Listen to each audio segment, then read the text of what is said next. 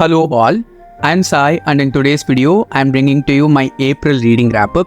Before getting into the books, I just want to apologize to you guys a little bit because I was not able to publish any videos in the second half of April.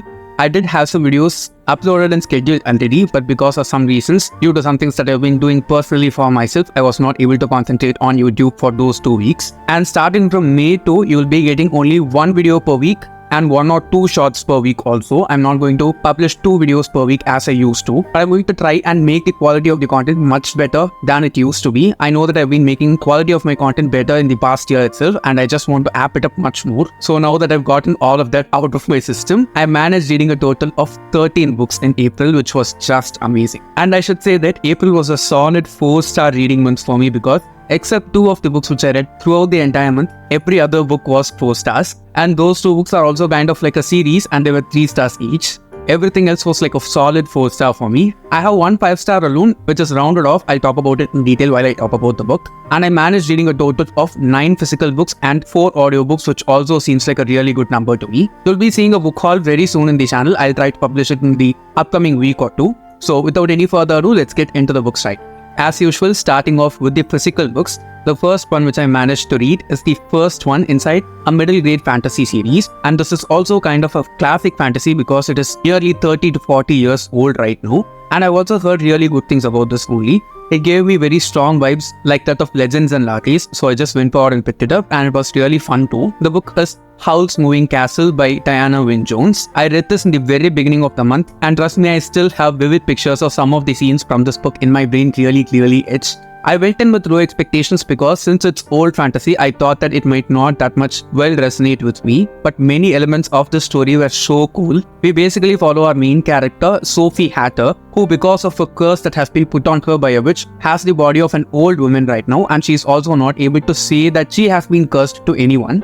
Because of some things that happen in the plot, she goes and meets the wizard called Howl, who has this floating castle inside this kingdom. There is also this very cute and quirky little flame. It is really cozy to read, very fun, and the plot element of this one is also really strong if you ask me. It felt like a very well built classic fantasy story, and there are also 2 more sequels to this one. It felt like a standalone to me because the story ended in a nice way. It is not anything out of the world, but it delivered everything that I expected, so I ended up rating this one 4 stars.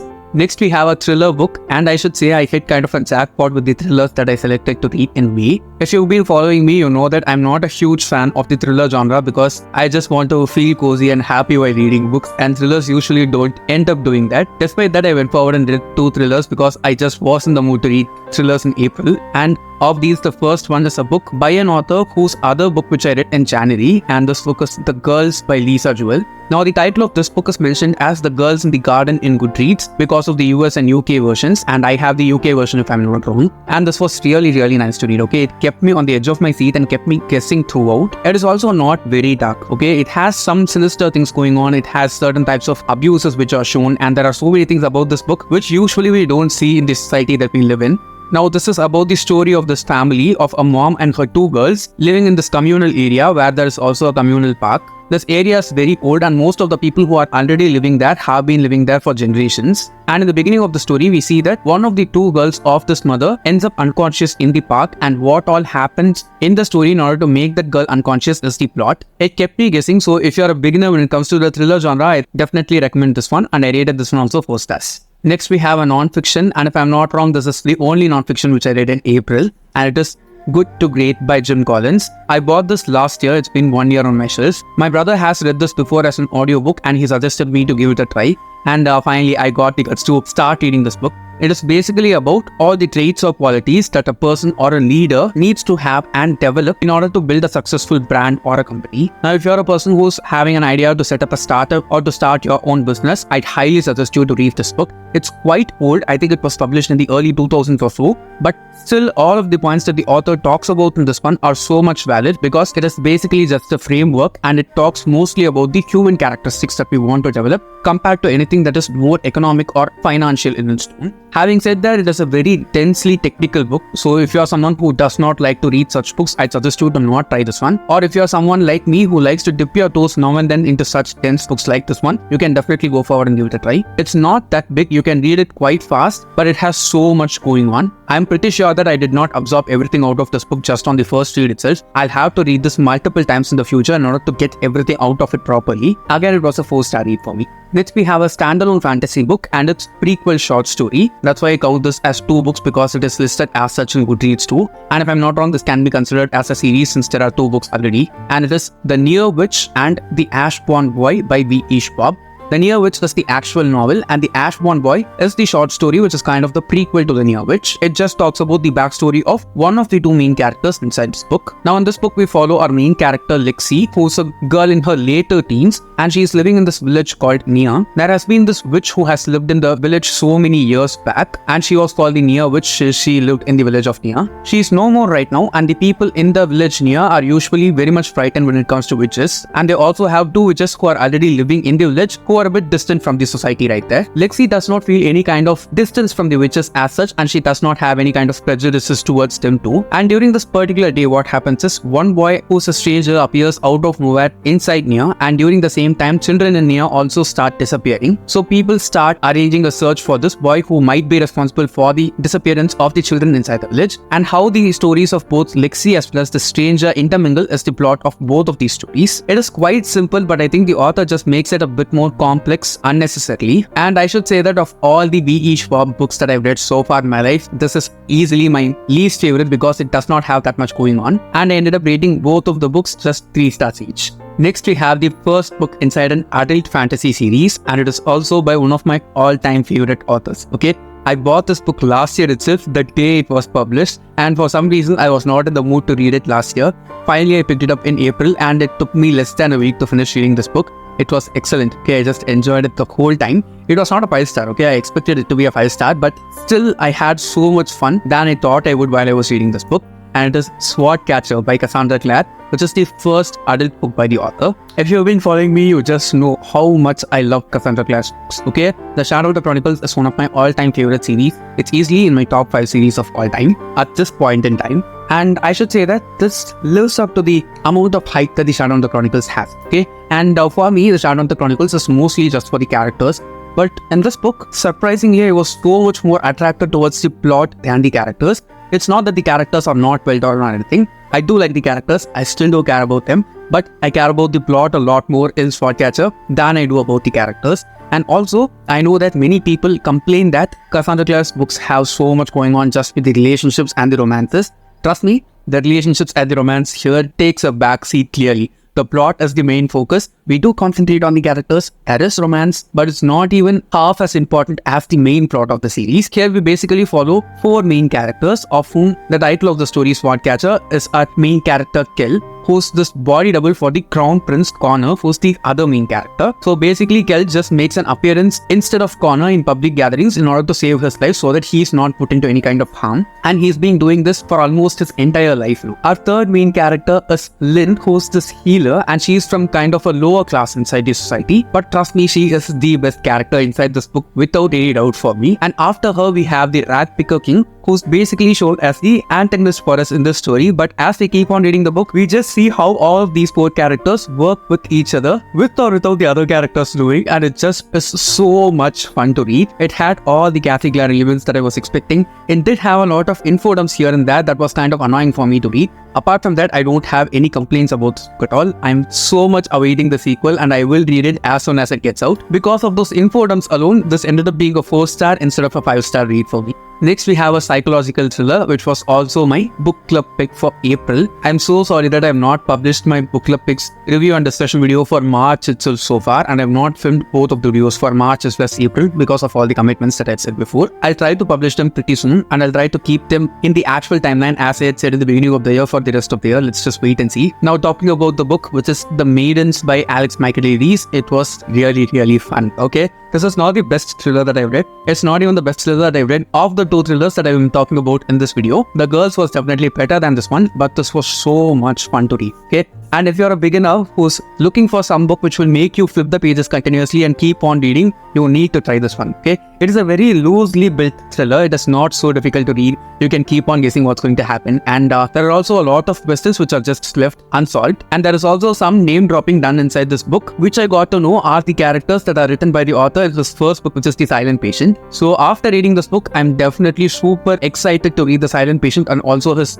latest book. I don't know the name of that book, but I really want to read both of those books because I think he will be a thriller author of my vibe because it is not very difficult to read. It's just fun. I'm not saying fun in the way that it's not dark or anything. It is dark, still it is very much fun for me to read. Here we basically follow our main character, Mariana, who's a group therapist, and a lot of things just happened from there, okay? And suggest you to just go forward and start reading this book without knowing anything about it because that's the best way to have the most fun out of it. It was a solid 4-star for me, even though it has a lot of flaws here and there. It kept me hooked and it kept me entertained, and I was able to finish reading the book in just a couple of days or so on my commute to and from work, so that's totally worth it. So yeah, I'm definitely going to read the other 2 books by this author. The next one is an adult contemporary romance or contemporary book itself, and it was so much fun to read, okay? I was kind of in the brink of a reading slump for some reason, and this book just pulled me out of it. It was so much fun to read, and I also ended up reading this one also in just 2 days or so, and it was so much fun. Okay, and the book is I've Got Your Number by Sophie Kinsella. Again, I picked up this book just on a whim because I thought that it would be light and fluffy to read during the summertime, and it was perfect. Okay, here we follow our main character Poppy, who ends up missing her engagement ring